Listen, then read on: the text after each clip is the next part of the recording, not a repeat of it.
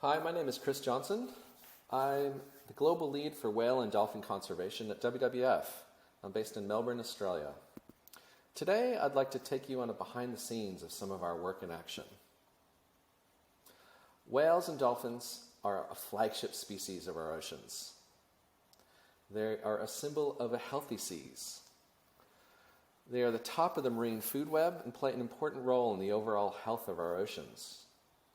Because of their range and distribution, protecting populations can conserve other species and even whole marine ecosystems.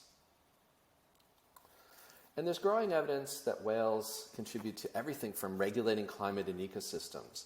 So throughout their lifetime, they capture an enormous amount of carbon. And that carbon is the equivalent of the carbon capture of 1,000 trees. And they help fertilize our oceans as well. So their poo helps enhance phytoplankton. And phytoplankton helps produce over half of the oxygen on Earth. So this enhanced ocean productivity has benefits to both nature and people. And also whale and dolphin watching contribute to a global tourism market worth over $2 billion a year. Now, an estimated 300,000 whales, dolphins, and porpoises are being killed each year as a result of fisheries bycatch. So that's entanglement in fishing gear, in lines, in ghost gear or discarded gear. Populations are being impacted by increasing ship traffic and underwater noise pollution. And we're seeing a loss of important habitats impacted by climate change, crucial for their survival. And this led to over 350 scientists and conservationists from 40 different countries to sign a collective letter calling for global action to protect cetaceans from extinction. Because out of the 90 species, now 30% are listed as threatened by the IUCN, and over 50% have a concerning conservation status. And this is due to the cumulative impacts that we're seeing on our oceans from fisheries bycatch, from shipping, from climate change, from pollution. We're seeing populations like the vaquita porpoise number less than 10 animals due to bycatch and fisheries. Same with Maui's dolphins and porpoises with less than 60 animals left. And with right whales, North Atlantic right whales, they're being entangled in fishing gear, but also being impacted by ship strikes. Last year, the IUCN listed them as critically endangered with less than 360 animals. Now, to address these cumulative impacts, we need creative solutions. So WWF, we've been a leader in conservation efforts over 50 years. And these efforts have resulted in a deeper understanding of species and their habitats. Working with partners, we've seen major shifts in policy and practice from local to global levels. However, now we've got to get even more creative in how we solve this crisis we're facing. So at WWF, last year we launched the Protecting Whales and Dolphins initiative. We brought together a number of different global experts, scientists, campaigners, conservationists from around the world to work in partnership with people to try to come up with creative solutions to protect whales and dolphins for future generations. And we're working to do this in a couple different ways. Safeguarding species by eliminating these threats by 2030, and then also trying to secure the most critical ocean habitats. And that's implementing networks of marine protected areas. We're advocating to protect 30% of our oceans by 2030. And these networks are so critical to protecting the most critical feeding areas, breeding areas, and migration pathways. And we have a few different strategies in our work. We work in partnership to help enable science and on-ground conservation solutions. So we do things like fill gaps in funding to help design innovative and interdisciplinary solutions with scientists and conservation groups. We work to be a voice for whales and dolphins, highlighting how human activities are impacting them and provide actions for individuals, businesses, and governments through strategic campaigns or technical reports. And we help influence international and national policy. So Through targeted science-based strategies with our partners, we helped improve ocean and species management at the international policy and national policy level.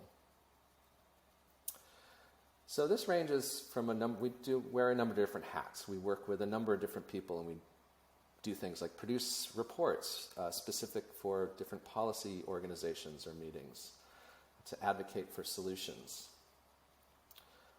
We help fill funding trialing new ideas in conservation with partners. So we provide impact grants to help trial new ideas that can help scale for policy outcomes. But also with partners, we're developing new conservation strategies to protect our ocean giants on the move. And so in February of 2022, we're launching a new strategy and report called Protecting Blue Corridors. We're looking at the challenges and solutions for whales migrating between national and international seas. And blue corridors are these movement routes for marine species such as whales that connects their critical areas, the important areas they feed, mate, give birth, nurse their young, socialize, and migrate for their survival. And we're targeting the new negotiations of the High Seas Agreement, the Biodiversity Beyond National Jurisdiction Treaty that's under negotiations in 2022.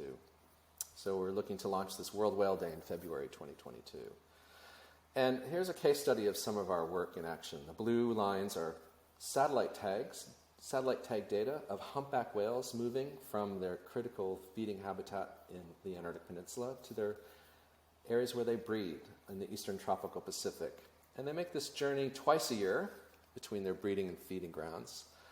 And what's happening is we're seeing growing threats along their journeys. So in their breeding areas, they may encounter bycatch, so increased interaction with fisheries and ghost gear, plastic pollution. But also we're seeing climate change may be impacting their migration. Along their corridors, there's increased encounters with fishing, but also shipping traffic in areas like southern Chile. And in their feeding areas, climate change is impacting their prey, which is tiny Antarctic krill, which is the key species of the marine food web in the Southern Ocean. And they're also coming in contact with increased commercial krill fishing on the peninsula. So how do we deal with all of these threats and protect the most critical areas? Well, one thing we can do is implement networks of marine protected areas.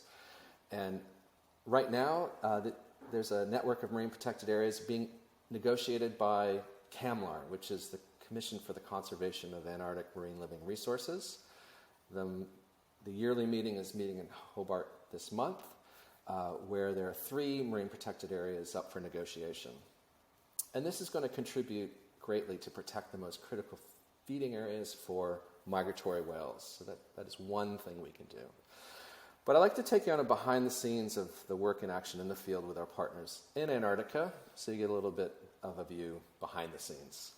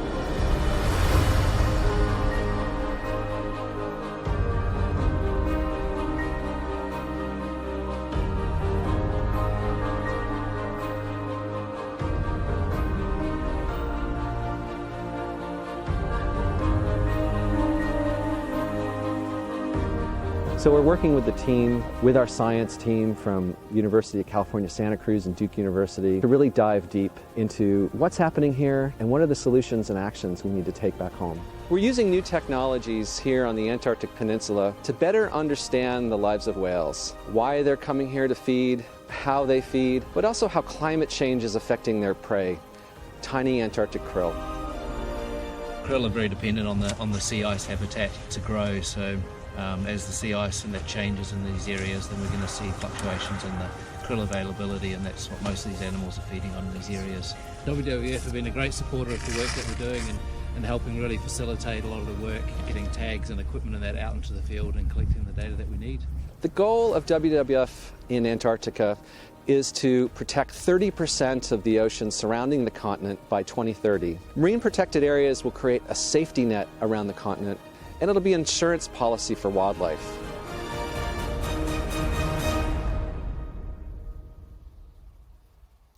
So really, to address these threats and implement solutions, it really has to be done through innovative collaboration, which is really what our focus is at WWF. On that note, thank you very much for your time, and thanks for listening.